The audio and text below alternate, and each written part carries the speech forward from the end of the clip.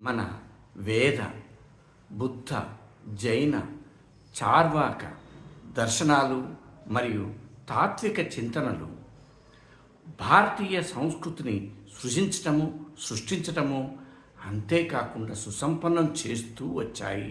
మానవ జీవితాన్ని లోతుగాను అన్ని విధాలుగాను పరిశీలిస్తూ అధ్యయనం చేస్తూ వాటిలో ఎన్ని వైరుధ్యాలు ఉన్నప్పటికీ 2,500 సంవత్సరాల కిందటనే బుద్ధుడు, 1400 సంవత్సరాల కిందట శంకరాచార్యులు మానవ జీవితాన్ని, మానవ సమాజాన్ని చాలా నిశితంగా పరిశీలించడం జరిగింది.